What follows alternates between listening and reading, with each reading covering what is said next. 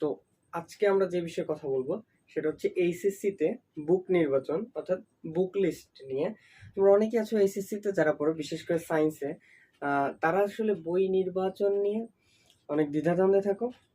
তো আজকে আমি চেষ্টা করব খুব শর্ট এবং খুব শর্ট ভিডিওর মাধ্যমে যে কীভাবে বুক লিস্ট তুমি সিলেক্ট করবা। আসলে বুক লিস্ট মানে বইয়ের তালিকা অনেকই আছে। তো এতগুলা বই তো কারোর পক্ষে কেনাও সম্ভব না, বা কেনা সম্ভব হলেও পড়া সম্ভব না। সো আমাদেরকে সিলেক্টিভ কিছু বই পড়তে হবে। তার ভিতরে যদি আমি বলি, ফিজিক্সে তুমি তপন স্যারের বইটা পড়ো। কেন তপন স্যার? অনেকে বলবে ইসাক স্যারের বই থেকে মেডিকেলে কোশ্চেন আসে, ইত্যাদি ইত্যাদি, অ্যাডমিশনে কোশ্চেন আসে। ওকে, গুড, ভালো, আসতে পারে। কিন্তু একটা জিনিস কি, এই যে তপন স্যারের বইটা এত সহজ ভাষায় লেখা, সুন্দরভাবে লেখা, সহজ ভাষায়, অল্প পেজের ভিতরে গুছিয়ে লেখা, কথা কম, গুরুত্বপূর্ণ জিনিসটা তুলে ধরা হয়েছে। সো আমি বলবো তপন স্যার। এর পাশাপাশি তুমি যদি তপন স্যারেরটা পড়া হয়ে যায়, তো দেন তুমি ইসাক স্যারে যাইতে পারো। আচ্ছা, আরেকটা কথা বলি, যে এই যে বুক লিস্ট, যে ভাইয়া এই বইটা যে আমার জন্য ভালো হবে এটা আমি বুঝবো কিভাবে? ধরো তোমরা ধরো যারা দেখতেছো ভিডিওটা, তারা তো আসলে হয়তো কোনো স্যারের কাছে বা অনলাইন প্ল্যাটফর্মে পড়ে থাকো। হ্যাঁ, তো তুমি করবা কি, ফার্স্টে স্যারের কাছে পড়লা। এবার স্যারের কাছে লেকচারটা কমপ্লিট করার পর, পুরো লেকচার না, পুরো একটা অধ্যায় কমপ্লিট করলা। ফার্স্টে ধরো ভেক্টরটাই তুমি কমপ্লিট করছো। ফিজিক্সের ক্ষেত্রে যদি বলি, ভেক্টরটা কমপ্লিট করার পর দেন তুমি ভাবলা যে আমার জন্য কোন বইটা ভালো হবে। তোমার জন্য সেই বইটাই ভালো হবে যেটা পড়ে তুমি বুঝবা। তাহলে তো কি করতে হবে, বইটা পড়তে হবে। তাহলে ফার্স্টে করবা কি, তুমি তপন স্যার নিলা বা ইসাক স্যার নিলা, দেন তুমি বইটা পড়লা, দুইটা বই পড়লা, ভালোভাবে পড়লা বা কিছু দূর পড়লা, পড়ে দেখবা যে কোন বইটা তোমার কাছে ভালো লাগে। যদি ইসাক স্যার ভালো লাগে, then you will go for Isaac sir books.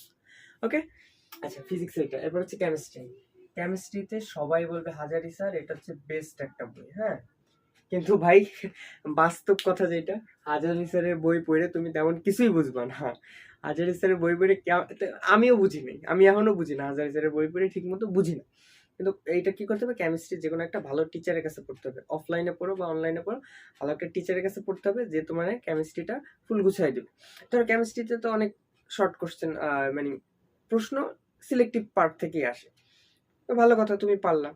কিন্তু দেখা যাবে কি, পরীক্ষার আগে যে তুমি ওই যে রিভিশন, তোমার তো কেমিস্ট্রি পরীক্ষা তো আর ফার্স্ট হবে না, কেমিস্ট্রি পরীক্ষা তো মাঝামাঝি একটা পর্যায়ে হবে।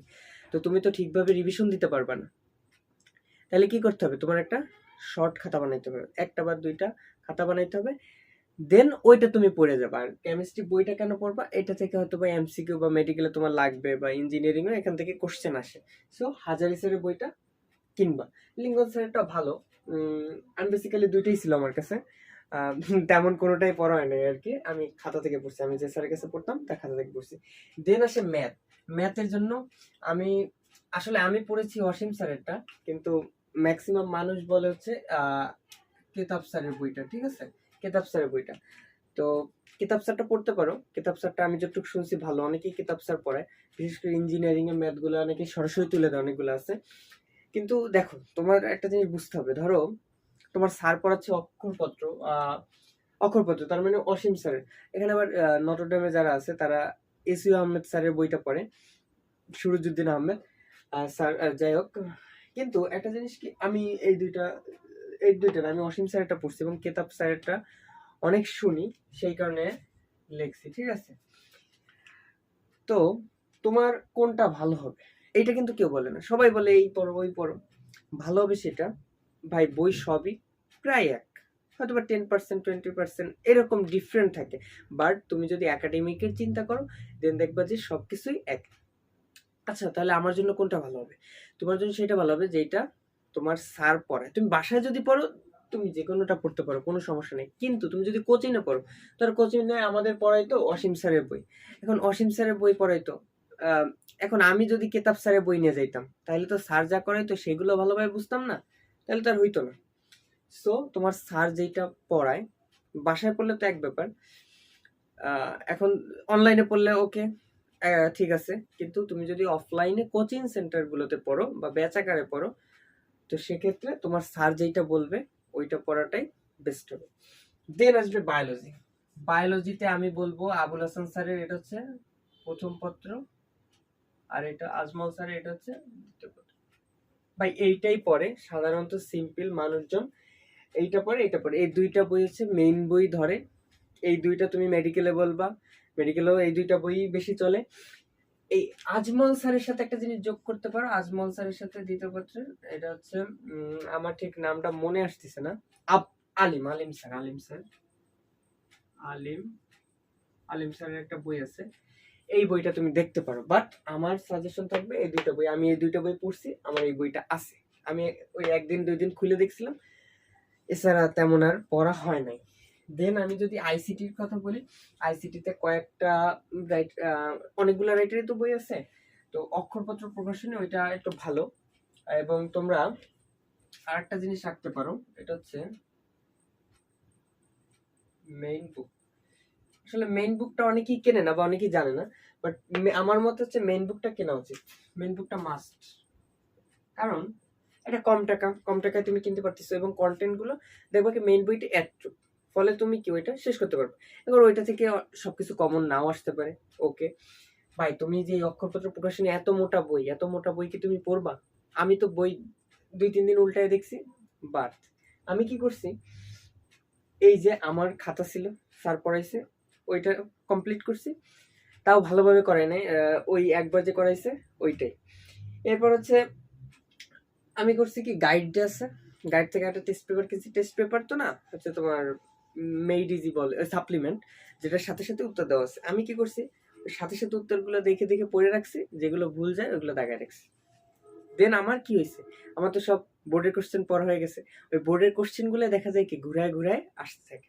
তো আমি কিন্তু তোমার কি বলবো, মেইন বইও তেমন ভালোভাবে পড়ি নাই, আর এমনি যে বড় যে মোটা বই ওইগুলো ভালোভাবে পড়ি না, আমি মূলত গাইড বেস ছিলাম আইসিটির ক্ষেত্রে, এবং এটা কাজে দিবে ভাই, কাজে দিবে, বোর্ড পরীক্ষা দিলে তারপর বুঝবা। এবার ইংরেজির ক্ষেত্রে যদি বলি, ইংরেজির ক্ষেত্রে ভাই ইংরেজি যে কোথা থেকে দেয় এটা বুঝবা না, তবে বোর্ড বইটা তুমি রাখতে পারো। কেন? কারণ এইটা তোমাকে যে ইংলিশ শব্দ, তুমি অনেক শব্দ জানতে পারবে, এটা অ্যাডমিশনে যে হেল্প করবে, অ্যাডমিশনে অনেক প্রশ্ন আসে বোর্ড বই থেকে, সিনোনিম অ্যান্টোনিম, তো এগুলো যদি পাশাপাশি এই অন্যান্য সাবজেক্টের পাশাপাশি যদি এই জিনিসটা পড়তে পারো ভালো, অনেকে পড়ে না আর কি। দেন তুমি যদি কমন পাইতে চাও, তোমার যদি ভালো থাকে যে না আমি অনেক বেসিক আমার ভালো আছে, ওকে ডান, তুমি নবোদতে যাইতে পারো। যে ইংলিশ বেসিক যার ভালো সে নবোদত তার জন্য ভালো, নবোদত বা অ্যাডভান্স যেটা বলি। তবে নবোদত, ইংলিশে নবোদত থেকে কমন আসে আমাদের থেকে, ওই নবোদতের গাইডের তোমার একটা থেকে 30 নাম্বার না 35 নাম্বার আমাদের সময় তুলে দিছিল একটা স্কুলের থেকে, হ্যাঁ। তো নবোদত ভালো। এবার অনেকে আছে যারা একটু কম বুঝো, যে না আমি একটু কম বুঝি, ইংলিশ আমার মানে অত কমন, তো আমি ইংলিশ পরীক্ষা এমনি কমন দেয় না, তোমার কি করতে হবে, ইংলিশ তো আর কমন পাওয়া যাবে না, রুল গুলো জানতে হবে। কমন আসে, অনেক কিছু কমন আসে না এটা বলবো না, তবে তোমাকে জানতে হবে, রুল গুলো জানতে হবে, নিয়ম কানুন জানতে হবে, সেই অনুযায়ী লিখতে হবে।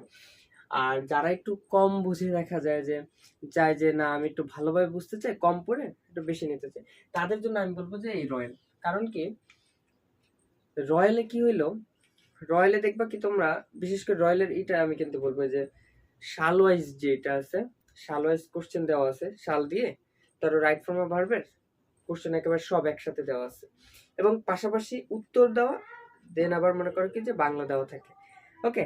তো এই বইটা তুমি কিনতে পারো, তবে নবদূতটাই বেশি প্রেফার করে, নবদূতটা কিনো যদি অর্থ বুঝে পড়তে চাও, ওকে রয়্যাল পড়ো।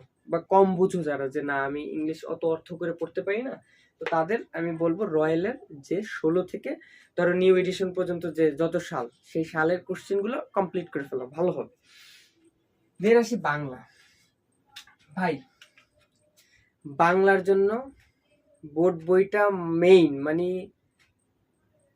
কি বলবো আর কি, মানে ফরজ একেবারে, মেইন বইটা হচ্ছে ফরজ। মানে যে বোর্ড বই যেটা থাকে, দুইটা থাকে, একটা হচ্ছে সহপাঠ আর একটা হচ্ছে আনন্দ পাঠ, আনন্দ পাঠ থাকে না কি পাঠ, ওই যাই হোক। তো এই দুইটা বই তোমার পড়তে হবে, পুরা ভালোভাবে পড়বা, বুঝে বুঝে পড়বা, টিচারের কাছে পড়লে ওকে। আর এর পাশাপাশি ধরো তুমি যে বোর্ড বইটা পড়ছো, এখন বোর্ড বই থেকে তো আর ডাইরেক্ট কোশ্চেন তুলে দেবে না, তোমার তো কোশ্চেন বুঝতে হবে। তো তার ফলে তোমার কি করতে হবে, একটা গাইড নিবা। গাইড কোনটা নিবা? গাইডের ক্ষেত্রে আমি বলবো পাঞ্জেরি বা লেকচারটা নিতে পারো, কারণ এই দুইটাই বাজারে বেশি চলে। তোমার কাছে দুইটা ধরবা, বা একটা ফ্রেন্ডের কাছ থেকে একদিন নিয়ে আসলা, বা বড় ভাইদের কাছ থেকে নিয়ে আসলা, নিয়ে এসে যেইটা দেখবা পড়ে ভালো লাগতেছে সেইটাই তোমার জন্য ভালো হবে। ওকে, অনেকে অনেক গাইডই বলে, কিন্তু গাইড সবই ভালো, সবই এক ভাই। কিন্তু পাঞ্জেরি লেকচার এই দুইটা এবং রয়্যাল আর কি, এই তিনটা এদের হচ্ছে এখন কি বলা যায় যে একটা পরিচিতি পাওয়া গেছে আর কি। সো সবই ভালো। তো আমি বলবো বাংলার ক্ষেত্রে অবশ্যই গাইডটা রাখতে হবে, কারণ গাইড থেকে তুমি সিকিউ এবং এমসিকিউ, বাংলা এমসিকিউ মানুষজন মারা খায়, ঠিক আছে, সবাই মারা খায়, আমিও খাইছিলাম, ঠিক আছে, বা খাইছি যাই বলি। আর বাংলা এমসিকিউ পড়তে হবে, ভালোভাবে করে পড়তে হবে, আর বোর্ড বই তো অবশ্যই লাগবে। তো এটুকুই ছিল। এরপর আমি আস্তে আস্তে বানাবো যে কিভাবে আর কি সাবজেক্ট ওয়াইজ ভালো করা যায়, সাবজেক্ট ওয়াইজ তুমি কম পড়ে বেশি একটা মার্কস গ্যাদার করতে পারবা। ওকে, তো আজকে এই পর্যন্ত এখানেই ছিল, ঠিক আছে, আল্লাহ হাফেজ। আবার দেখা হচ্ছে পরের ভিডিওতে।